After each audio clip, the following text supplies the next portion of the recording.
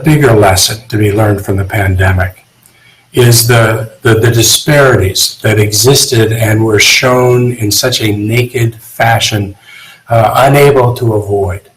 Now, these disparities are not new knowledge to many, if not most, Texans. But as we went through the pandemic, these things stood in stark relief. It pointed out to us just how many of our neighbors don't have insurance, and how Texas has more uninsured children than any other state in the country. Without insurance, people can't afford good health care. Without good health care and support, people have disparate health conditions, which make them more susceptible to a pandemic when we have a virus like this. But even in years when there's not a pandemic, a much shorter life expectancy than you would find in white communities. Those disparities, impossible to ignore. We have to do a better job. We have to participate in the expansion of Medicaid. We're leaving billions of federal dollars on the table that could not only be helping us with our budget, but could be helping us with the fundamental health disparities that we have seen. And as a taxpayer, a United States taxpayer in Texas, I am tired of paying for health coverage in other states that my neighbors in this state can't enjoy. The disparities that we saw this summer with the social and racial and criminal justice demonstrations and conversations, which didn't merit mention in the governor's speech. Another example of disparities where so many of our neighbors don't feel as safe as others do. That shouldn't be the way that it is in Texas. We have to do a better job with policing. I support the George Floyd Act that's going to be in front of the legislature. I don't know anyone that's defunding police. We're certainly not doing that in Texas. But we did take some dollars to better spend them on public safety issues. We're just opening 2 motels to help us take people off the streets and out of tents.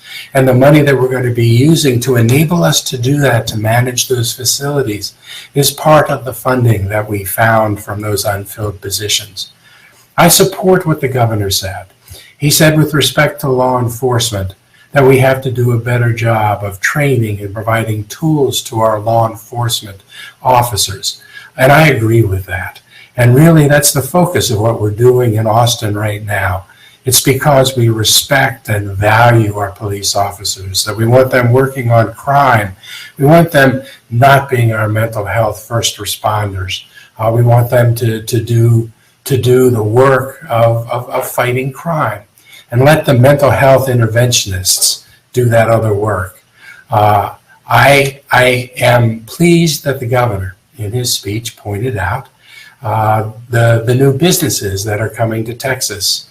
I was also encouraged that most of the new businesses he mentioned were coming to Austin. The governor talked about Oracle coming here and Tesla coming here. He talked about Schwab increasing its presence in Texas, but in a different city. Schwab has also, within the last 3 years, expanded its footprint with a new headquarters here in our city. And these things are happening in Austin, not despite the decisions that we make locally, but because of those decisions. As we make our local decisions, we have a city in Austin that has the lowest unemployment rate of big cities in the entire state of Texas, and the 3rd lowest unemployment rate right now in the entire country. Again, not despite the policies that we have, but because of those. I'm proud that we were a city that stepped forward early to have mandatory masking. I was disappointed we had to fight so hard to be able to hold on to that, and pleased that the governor came to the conclusion to do the same thing. But our local community made the choice for ourselves that we wanted to move there early, and we were very consistent in the messaging, and added no ambiguity to the messages that we gave. Because of that, we saved lives here in Austin. And we have one of the lowest mortality rates from the virus, the pandemic of major cities in the country. And that's something that we should be proud of. Again, local decisions that are holding us in a good place. We do that with other issues that the governor mentioned. He talked about the First Amendment and churches. We certainly didn't close churches here, and I'm not sure where in Texas anybody did that.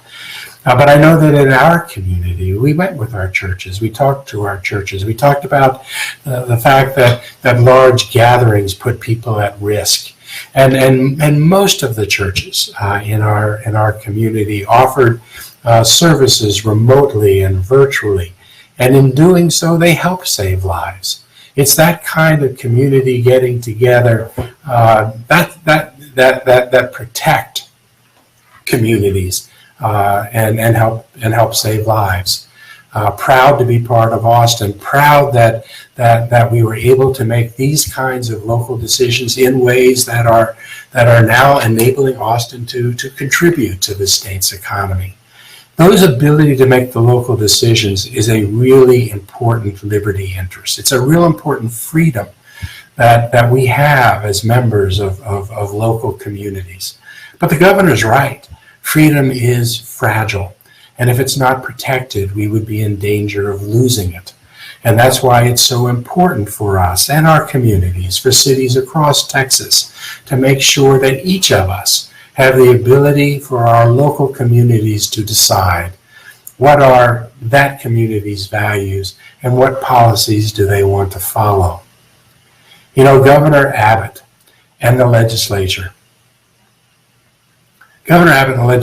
need to speak in this legislative session to our greatest needs. Ending this pandemic to save lives and livelihoods. Getting more vaccines to more people, especially those that are most vulnerable. Help with getting people off our streets and out of tents with housing assistance and mental health and substance abuse services. Ensuring more Texans with the billions that we've left on the table because the state won't expand Medicaid, and passing the George Floyd Act. We need and would appreciate, but we need real help from the state. We don't need politics or finger wagging. What we need is real help and assistance. I am encouraged that the governor speaks to increasing the state meeting its responsibility for mental health interventions. State interference with local governments is not the answer. The number one threat to public safety in Texas, where over the last 30 days, one Texan has died from the pandemic every 5.25 minutes. The number one threat to public safety is this virus, and it's not over. I want to conclude by just asking everybody, hey, help the seniors that you know get registered and get their appointments. Help them. And while you do that and you go get that beer to go, make sure you're wearing your mask and social distance. Here in Austin, we're in this together. We're going to take care of one another. I look forward to working with the governor and the legislature this session to really deal with those things that address and speak to our greatest needs.